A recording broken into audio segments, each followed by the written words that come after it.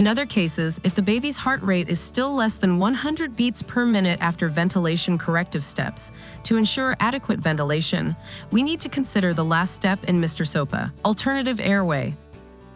In Chapter 3, we will introduce practices including endotracheal intubation, chest compression, and medications to help cope with deteriorating situations.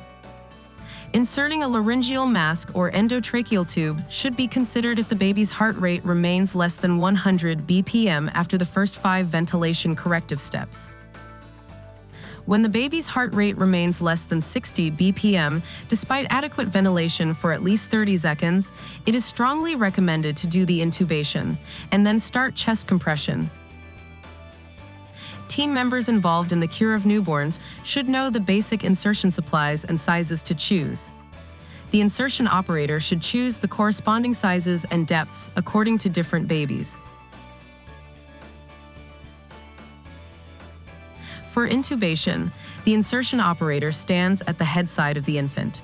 The assistant stands at the left-hand side of the operator, prepares the stylet into the endotracheal tube for insertion, and puts it on the left-hand side of the operator.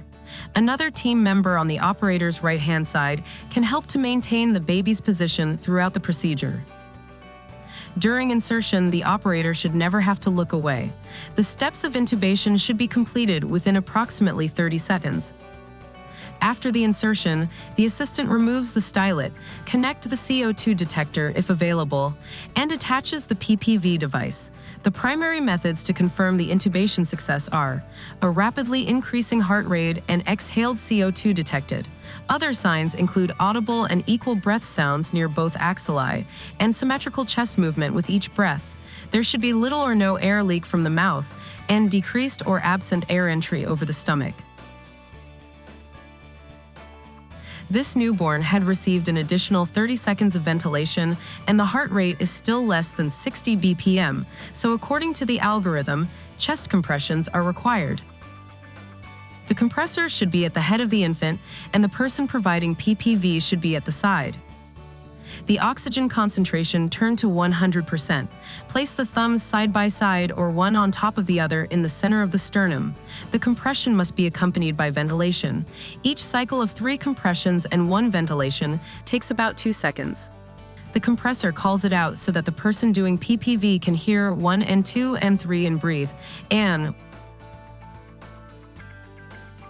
when performing chest compressions, please notice that the heart rate from ECG or pulse ox will not be accurate. After 60 seconds of effective chest compressions and ventilation, briefly stop compressions and check the heart rate.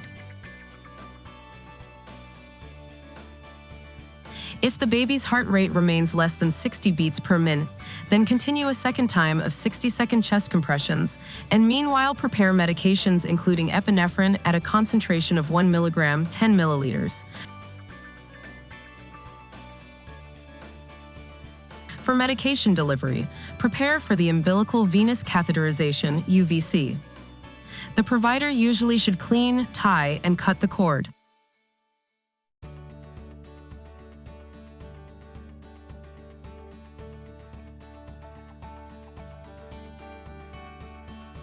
After attaching the flush, the provider inserted an umbilical venous catheter 2 to 4 centimeters.